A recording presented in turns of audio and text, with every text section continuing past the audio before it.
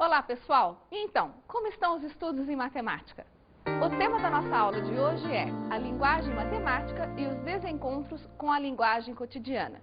Com desencontros, queremos marcar que muitas vezes há um encontro entre aquilo que dizemos na sala de aula de matemática, isto é, há o mesmo significado, e também ocorre um desencontro. Utilizamos palavras em matemática cujo sentido no dia a dia são completamente diferentes daqueles que nós temos em sala de aula.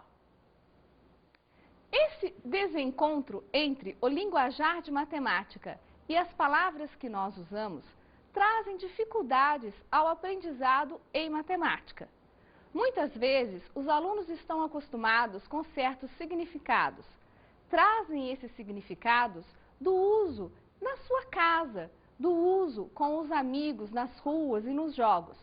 E, diante da mesma palavra, em um determinado exercício de matemática, ou mesmo diante de uma definição em matemática, os alunos se perdem, porque atribuem um significado diferente daquele que o esperado dentro da matemática acadêmica, da matemática formal.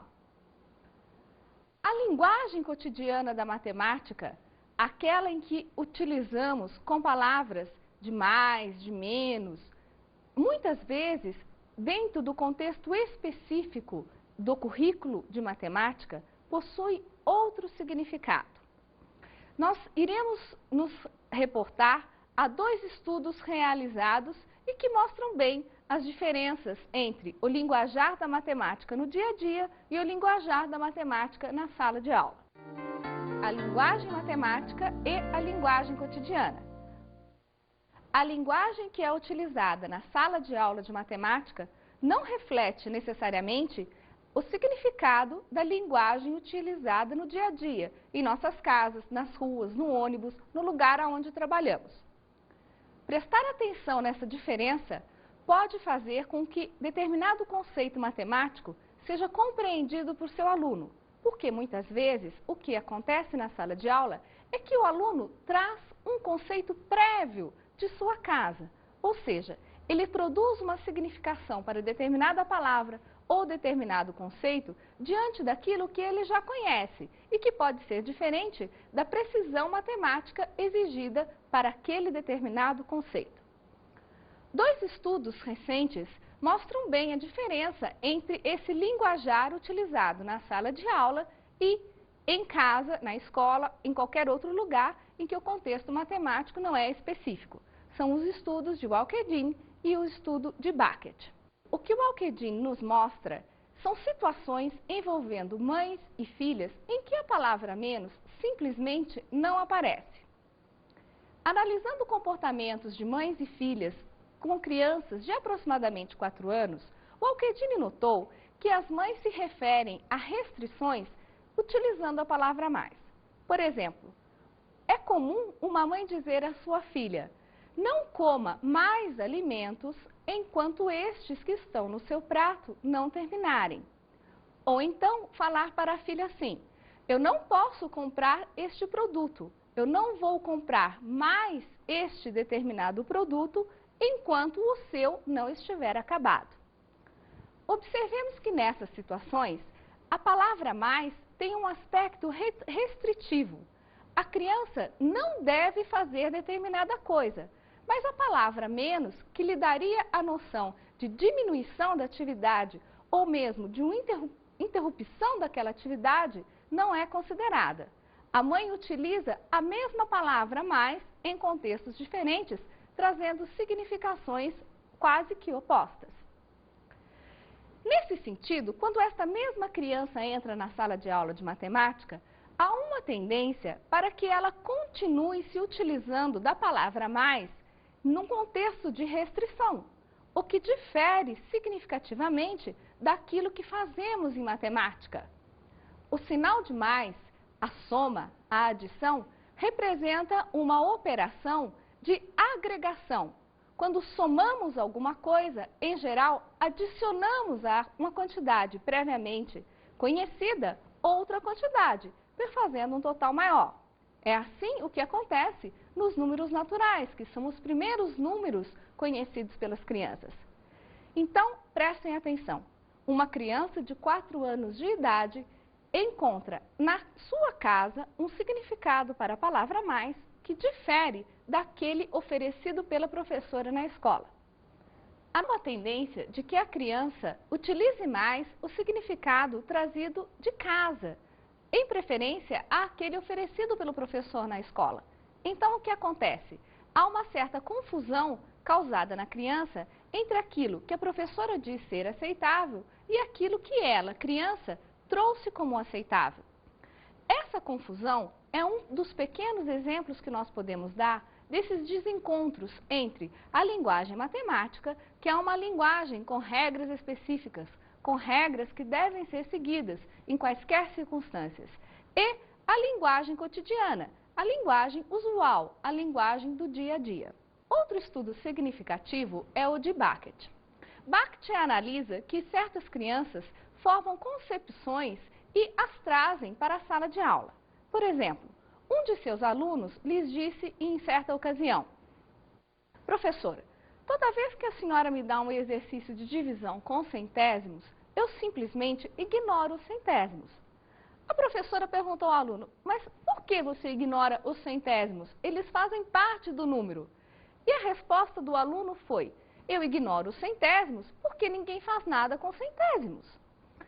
Percebam que para a criança, uma operação, no caso a divisão, só é significativa se ela mesmo vê significado naquilo em que estamos dividindo. Ao dividir quantidades muito pequenas, a criança não percebe nenhuma relação entre a operação matemática que faz e o mundo em que vive. Há uma tomada de distância muito grande entre aquilo que a criança conhece e aquilo que o professor pede. Essa distância pode ser minimizada se nos atentarmos ao linguajar da sala de aula, oferecendo aos alunos condições para prestarem atenção naquilo que estamos dando de significado a determinado conceito. Assim, toda vez que nós oferecemos uma definição nova ou estamos explorando um certo conceito com os nossos alunos, devemos procurar tornar muito claro o que estamos dizendo.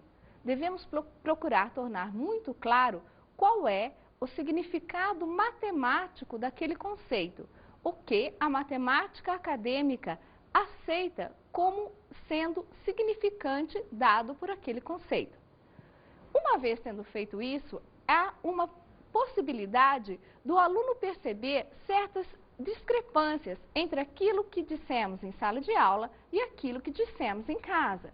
O aluno consegue perceber que uma mesma palavra pode ter significação diferente em contextos diferentes. Se o aluno percebe isso, ele pode começar a compreender e apreender melhor as definições matemáticas. Um primeiro passo para desenvolver o conhecimento lógico dedutivo que a matemática exige. Esse conhecimento lógico dedutivo vai se utilizar de uma linguagem específica da matemática, de relações, de regras e de funções, sequências e encadeamentos, que terão significado próprio dentro do contexto matemático e principalmente dentro da sala de aula de matemática. Os nomes das coisas em matemática não são geralmente escolhidos de modo a transmitirem uma ideia sobre o que devem ser essas coisas. Os exemplos abundam. Um número imaginário não é mais nem menos existente que um número real. Grupo é uma palavra que não indica nada sobre seu significado matemático. O que o professor Elon está nos dizendo é que muitas vezes aquelas palavras específicas que utilizamos no contexto da sala de aula de matemática trazem um significado diferente daquilo que já conhecíamos. Por exemplo, imagine uma criança que desde pequenininha está acostumada a ouvir histórias infantis. Ela vai ouvir certamente a expressão mundo imaginário, mundo da imaginação. O que é o mundo da imaginação? É um lugar de fantasia, é um lugar onde as coisas são irreais. No entanto, a mesma expressão imaginário é utilizada de forma específica dentro do contexto da sala de aula de matemática. Em matemática, um número é imaginário. No entanto, ele não é nem mais nem menos real do que qualquer outro número. O conjunto dos números imaginários pode ser pensado como uma extensão dos números reais. No entanto, estes números imaginários são dotados de operações algébricas, assim como todos os outros números. Ou seja, eles são tão reais quanto os próprios números reais, ou os números naturais, ou os números racionais. Nós podemos somar, subtrair, multiplicar, dividir números imaginários. Na verdade, os números imaginários resolvem mais equações do que os próprios números reais, porque eles podem resolver equações que envolvem raízes quadradas de números negativos. Como vimos, uma palavra que representa uma certa expressão, por exemplo esta, imaginário, tem um significado no linguajar cotidiano completamente diferente do significado matemático atribuído dentro da sala de aula de matemática. Essa criança que aprendeu em casa, quando era pequena, que imaginário é um número de fantasia, é uma coisa irreal, pode transportar esta ideia para a sala de aula de matemática e pensar no número imaginário como algo também fantasioso. Este desencontro entre aquilo que dizemos em casa e aquilo que dizemos em sala de aula de matemática traz problemas de significação e podem bloquear o aluno, podem fazer com que o aluno não desenvolva o conhecimento, não tenha os resultados no domínio cognitivo que nós esperamos. Trabalhar essas ideias, trabalhar as diferenças de expressões dentro dos contextos de sala de aula de matemática e do linguajar comum também é tarefa do professor. E sendo tarefa do professor, ele deve sempre estar atento para este tipo de situação e procurar, sempre que possível, mostrar as diferenças entre aquilo que dizemos em sala de aula e seu significado específico na disciplina de matemática e quaisquer outros significados que podem ter na linguagem cotidiana. Da Rocha Falcão é psicólogo e trabalha atualmente no Recife. Ele desenvolveu um estudo muito interessante que trata dessas diferenças entre aquilo que nós dizemos em sala de aula e pensamos que os alunos atribuem significado e o significado próprio que o aluno atribui àquilo que foi exposto. Vamos ver um pequeno trecho em que ele explora algumas de suas ideias. O mundo não é construído pela linguagem, e sim com a linguagem, que é precedida pela ação, pelo gesto e pela imagem mental. Os dizeres de Falcão significam o seguinte: o mundo não é constituído pela linguagem, e sim através da linguagem. Damos significados às coisas e estes significados devem fazer sentido a nós. Por isso há este desencontro na sala de aula entre aquilo que o professor diz e aquilo que o aluno acredita ter ouvido. Há uma produção de significados diferente. Muitas vezes essa produção de significados faz com que o aluno incorra em erro. Vamos analisar o problema da agência de viagens que foi explorado por Da Rocha Falcão. O problema da agência de viagens pode ser expresso matematicamente como uma equação como esta. Cada uma dessas letras vai representar um parâmetro ou uma variável. Vamos ver o significado individual para depois entendermos o que estamos dizendo através da equação. S representa o salário total a ser recebido, porque o problema da agência de viagens se refere ao salário que um determinado funcionário irá receber, dependendo de diversos fatores que influenciam na soma deste salário. H é o parâmetro que representa salário-hora, pago por determinada agência. Ou seja, H representa o quanto que eu vou receber no meu total de salário, dependendo do número de horas que eu trabalhei. H minúsculo vai representar a variável número de horas trabalhadas. Ou seja, eu tenho uma quantidade de horas trabalhadas e por cada hora que eu trabalhei, eu recebo uma determinada quantia. B é o parâmetro percentual pago por cada bilhete vendido. Bzinho representa a variável de número de bilhetes vendidos, ou seja, Para cada bilhete que eu vendi, eu recebo um certo percentual. Finalmente, a letra F é a parte fixa do salário. Então, nós podemos perceber que o salário total é composto de 3 partes. Uma que depende das horas que eu trabalhei e do percentual pago por hora. Outra que depende do número de bilhetes que eu vendi e da porcentagem que eu tinha em cada bilhete. E, finalmente, o salário total a ser recebido depende de uma parte fixa, que irá compor a última parcela da soma total. Da Rocha Falcão analisou como as crianças se comportavam diante da situação de representar matematicamente a situação do problema de viagens e de entender o significado atribuído a cada variável e a cada parâmetro. Muitos problemas foram detectados diante desta situação-problema expressa como o problema da agência de viagens. Nós vamos analisar esse problema em particular porque ele é um bom exemplo de aspectos gerais que envolvem as diferenças, os contrapassos entre aquilo que dizemos em sala de aula e o significado atribuído por nossos alunos. Vamos ver então os tipos de dificuldades que surgiram ao analisarmos o problema da agência de viagens. A primeira dificuldade encontrada foi a questão do suporte simbólico misto. Uma diferença entre aquilo que representamos como simbólico na matemática e aquilo que usamos na linguagem cotidiana. O significado que atribuímos a cada uma das variáveis, a cada uma das letras, o que entendemos por ela e aquilo que essas letras podem representar dentro de uma equação. A isso damos o nome de suporte simbólico misto. Há uma mistura, há uma diferença entre o símbolo utilizado dentro da equação e as letras usuais que utilizamos normalmente. O segundo tipo de problema é a distinção entre variáveis e parâmetros. Na equação que representa o problema das agências de viagens, por exemplo, na que se referia à parte de salário-hora, há 2 componentes. Uma que representa a quantidade de horas trabalhadas e outra que representa o quanto eu ganho por cada hora trabalhada. Essa é a diferença entre variável e parâmetro.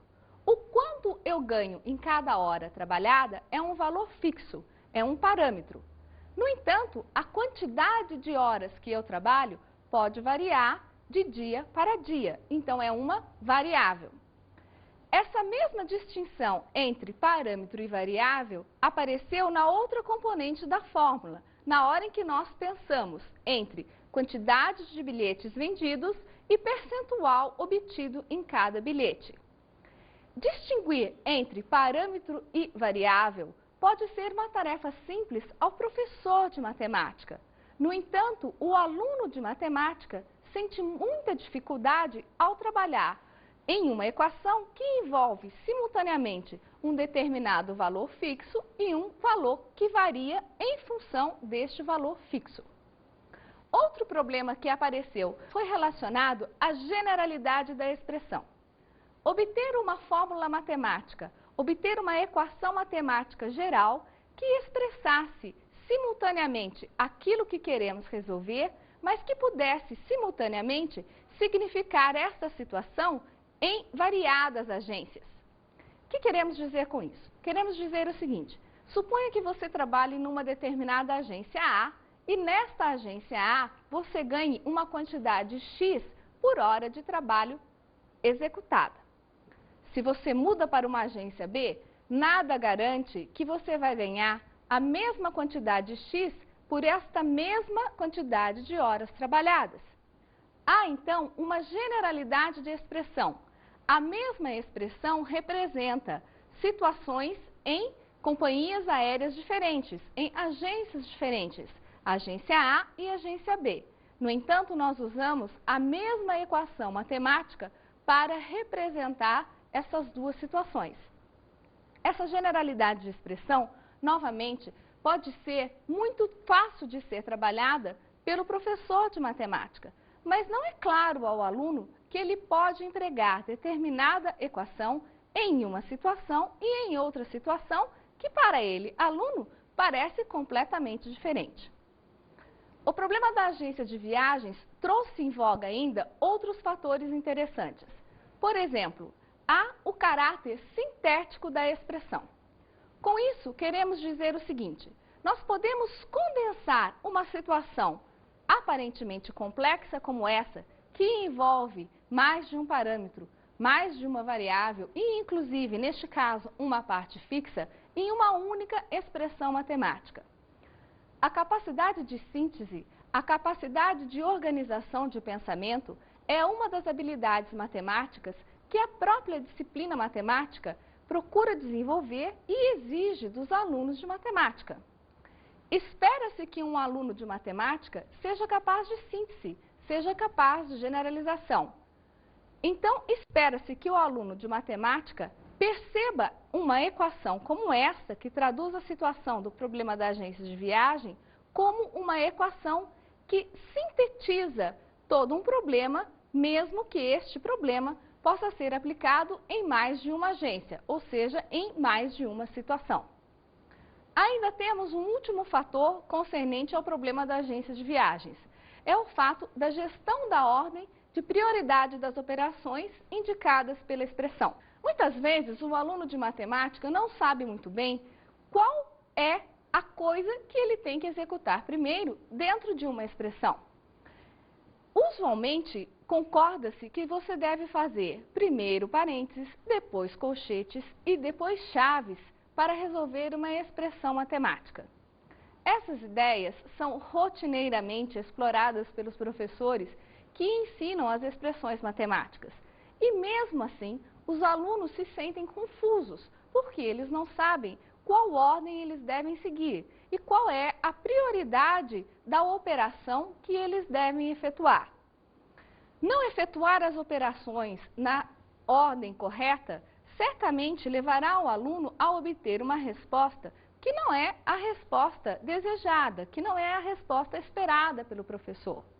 Portanto, conseguir perceber qual é o passo dado anteriormente e posteriormente diante de uma determinada situação faz parte também da habilidade do aluno e esta habilidade o professor espera receber. Nós vamos ver agora uma cena do filme Uma Mente Brilhante. Neste filme, há um professor que coloca num quadro negro uma expressão matemática. Expressão essa que se assemelha a este do problema da agência de viagens. Você vai perceber a reação dos alunos diante da expressão. É impossível dizer se o aluno entendeu bem ou não aquilo que a expressão matemática significa. Uma expressão pode ser composta por sinais aritméticos, pode ser composta por sinais linguísticos, pode ser composta por letras e números. E o professor de matemática, ao sintetizar, ao colocar uma expressão no quadro, não é capaz de dizer se o aluno compreendeu aquilo que ele, professor, gostaria.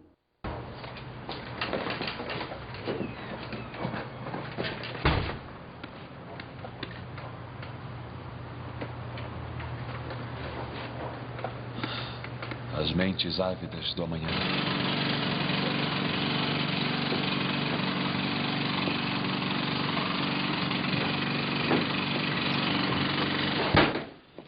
Podemos deixar uma aberta, professor? Está muito quente aqui. O seu conforto vem depois da necessidade de escutar a minha própria voz.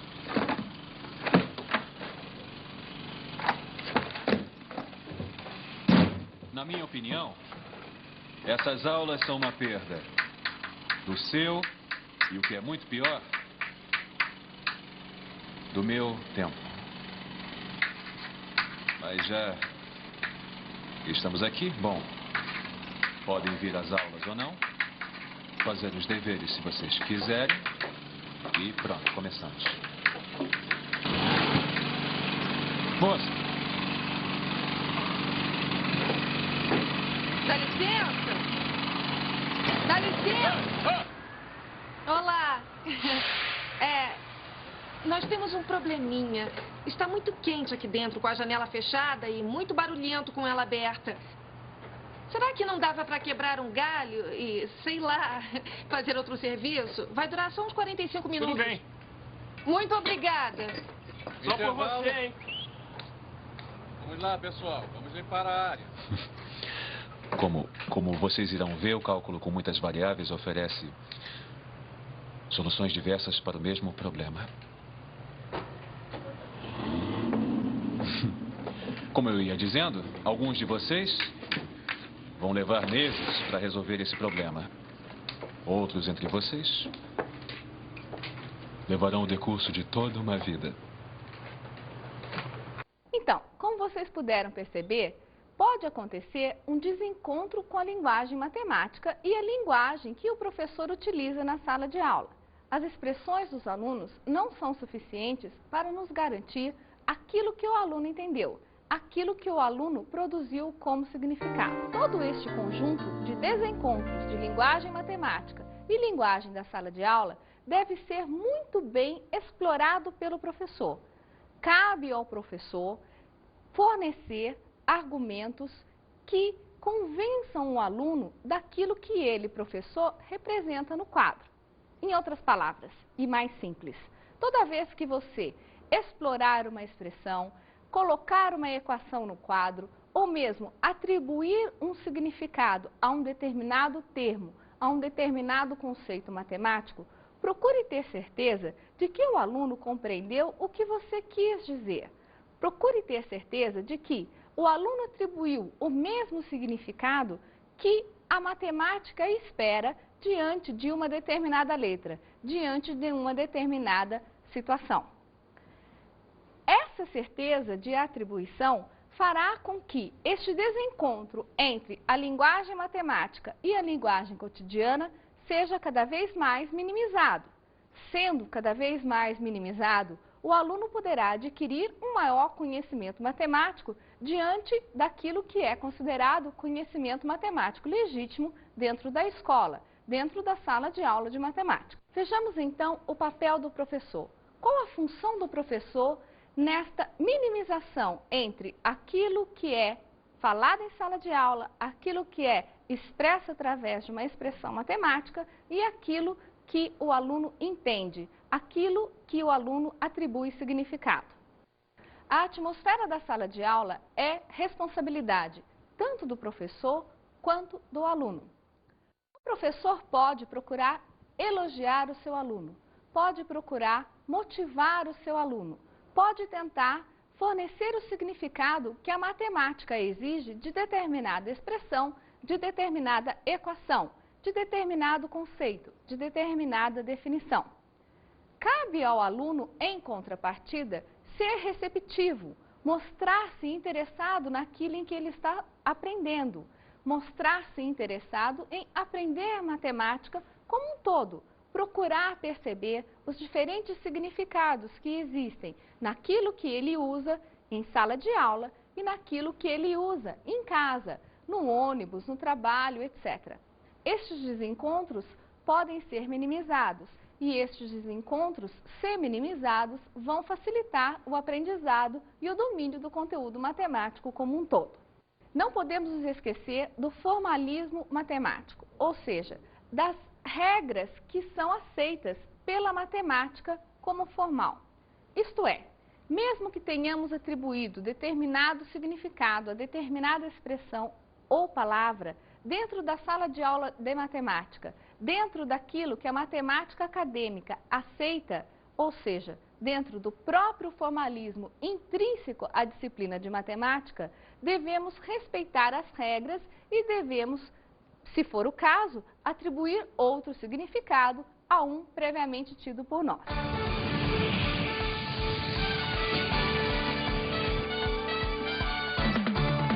A nossa dica de estudo da aula de hoje é o livro Psicologia da Educação Matemática, de Jorge Tarcísio da Rocha Falcão. Eu espero que vocês façam bom proveito.